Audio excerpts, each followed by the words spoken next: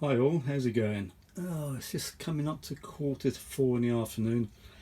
I've been feeling a bit knackered actually, a bit tired, I don't know. Maybe I'm low on something. I'll have to go for a full blood check, see what's going on.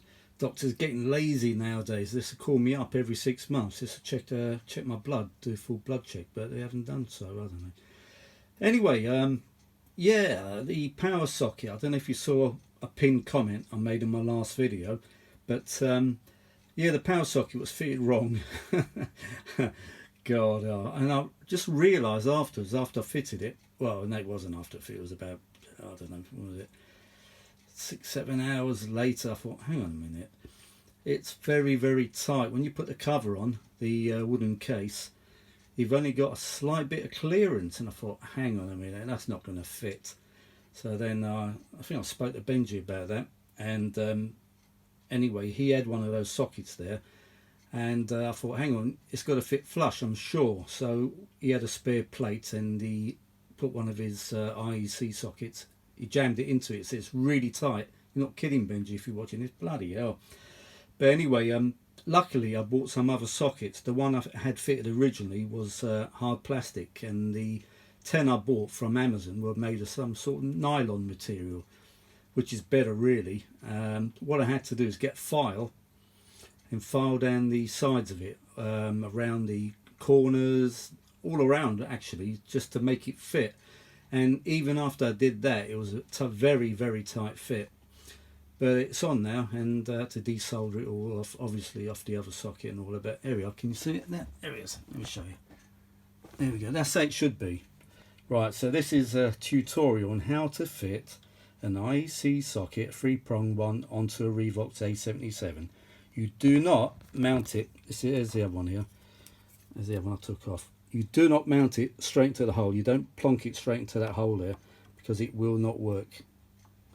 You won't be able to close the cover. It'll work if you got it in, you know, the machine like this, but if you try to put the case on, forget it. It's not going to close up. And even now I'm a bit worried about these little screws there. I just hope there's enough clearance, because the original socket is actually riveted on. I think I need to buy myself a riveter actually.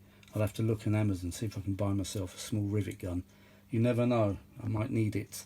See, all these sockets on the Revox are all riveted on, which is a bit silly really. I don't know, I suppose it was to do its speed in assembling these products. But you can actually drill them out, and you can buy new sockets. There's someone actually selling gold plated ones, and you got screws, so you just screw them on. But you know what, I plugged it in, I tried it, actually worked even with these rusty contacts. So you know what, I'm just going to clean it and leave it. I hate making work for myself, I really do. But yeah, just a bit worried about that. I showed Benji that, and he said no, that's going to have good clearance, that'll be alright, because it's only just slightly, well actually it's about the same level as that, as the plastic there. It's maybe slightly, very slightly higher, but not much. But anyway, that's the proper way to mount it. Do not mount it straight into the hole as I did on my last video. If you look at my last video, you can see how I mounted it originally. As I said, it'll work if it's like this, but once you put the wooden case on, it's not going to work. You won't be able to close it. Unless you do something stupid like cut the plastic on, because there's a plastic strip on the case, blue plastic strip. Unless you do something stupid like cut the plastic, but you don't want to do that. You want to mount it like this, do it properly, crying out loud. Don't destroy the cabinet by cutting chunks off. You don't want to do that. So there we go. This is just going to be a quick video. Actually, there should be a safety interlock here, but a lot of people remove it. What it is, it's a special little brake. It's a bit like, how can I say, one of the lives, or whatever, one of the wires goes to this little block, and you've got to put in this 2-pin plug. Oh, I've got one here actually, I can show you. Where is it? It's in my little parts box here. There we go. It's in the bag, still got it in the bag. You get one of these. That's what's on the back of the actual case. That's fitted on the case. So when you put the case on, it turns the power on. It makes continuity. But when you take the case off and you try to power it up by putting the power plug in, it's not going to work unless you put one of these in. But the previous owner removed it, which you can do. It's perfectly all right, as long as you remember when you've got the power cable on and it's turned on, that the whole machine's live, but this one's been removed. I forgot to mention that in my last video, but there we go. So that's the proper way to install a 3-pin IEC socket.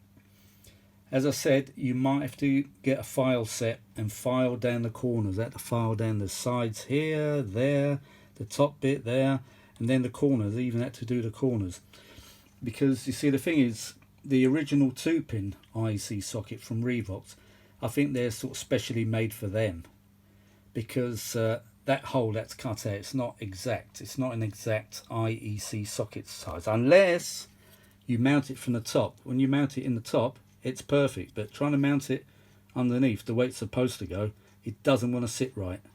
So there we go. But yeah, so I just thought I'd explain that. I looked all over YouTube how to install an IEC socket on the Revox A77. Could I find one? No. So I think I might name this video how to install an IEC socket on the A77 Revox A77 the right way. So I don't know. See how many views I get. But there we go. That's the right way to do it, and the cover should close now, all right. Even with those little 2 screws there, because it's only slightly proud of that. It will shut, even if it makes a slight little lump bit, which it won't. I know it won't. There we go. Proper way to do it. That's what I was doing yesterday. Pain in the arse job it was, actually, trying to file it down and trying it again and squeezing it in and then I file it down again. But I think I've done a quite good job there. Look, you can't. It looks like it hasn't even been touched. Do you agree? It's pretty good, doesn't it? So there we go. That's the right way to do it. So there's a right way and a wrong way, and of course, what did I choose straight away? The wrong way. Yep, 50-50 chance, and I got it wrong. In fact, I didn't even think about mounting it that way. Because the last time I opened up a Revox was ages ago, and I don't really take notice of stuff, you know, like how the power socket's mounted. I generally thought it was mounted on top, which it weren't. But so put that in your notebook if you're working on a Revox A77 and you've got a 2-pin plug, or like me, I had a bulging socket fitted. Oh God. But there we go. That's the right way to do it. All right, folks. I'm gonna just chill today. I'm not doing any work on this. Next job I've got to do is take that bloody speed control board out and change the capacitors on there. Oh, that's going to be a nightmare.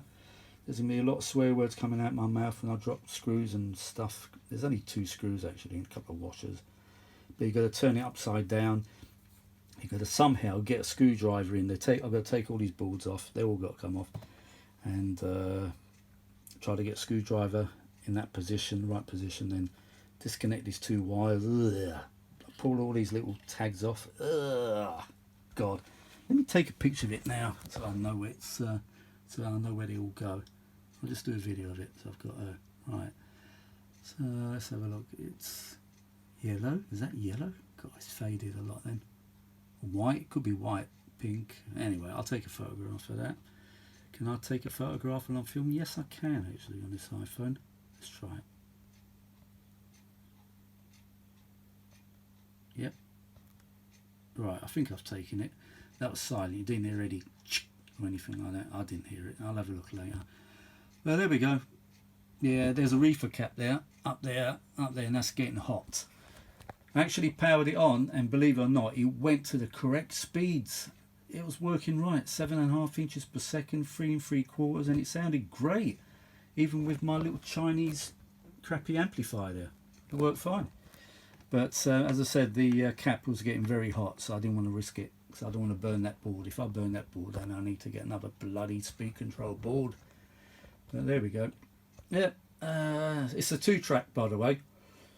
Check the heads, in great condition. I couldn't believe it. But it's a 2-track machine, which I really like, because that way you can play pre-recorded tapes. You know, you get these factory-made pre-recorded reel-to-reel tapes like the Beatles tapes and World Records. You know, the World Record Club tapes. Because they're all 2-track.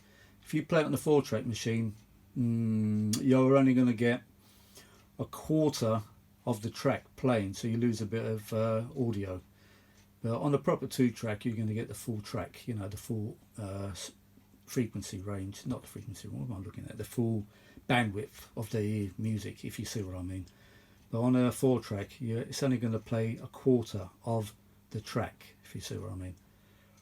Right, so that's why 2 tracks are always preferable over the 4 tracks. In fact, my first Revox was a 4-track machine and I had it converted by a company called Raper and Wayman's in the Highbury corner. It cost me a lot of money then. I still got the original 4-track heads, which I'm going to hang on to, but they gave me the heads in case I needed it one day. But they did a conversion for me to 2-track. I should have really waited, left it as a 4-track machine and just bought a 2-track after that. That's what I should have done. That's the proper way to do it. I hate converting things. Everything's converted from the factory, you know, the factory made, you know, sort of stuff, you know, when it's factory made. I hate messing around converting it. Like a lot of people convert this to high speed and stuff. Just leave it alone. Just buy you know, a factory built high speed machine. Don't start punching around, changing capstan motors, and there's a lot of other alterations you got to do on the front there. You got to cut out a bit because otherwise the capstan is too near something. I don't know. Benji knows all about this. He's an expert on these Revoxes. There we go. Right, I just thought I'd explain how it goes on. So you look at my last video and you can see the way I fitted it. It was fitted from the top, but you can't close the case. I'm glad I found out now instead of later on when I've actually done the speed control board and I thought, right, let's get this machine back together, and then the cover don't go on. I'm like, oh, what the F is going on here, you know. So I'm glad I realised what I'd done wrong straight away. So there we go. Alright then folks, just a quickie. It's 11 minutes I've been filming. I shall talk to you later. Bye for now.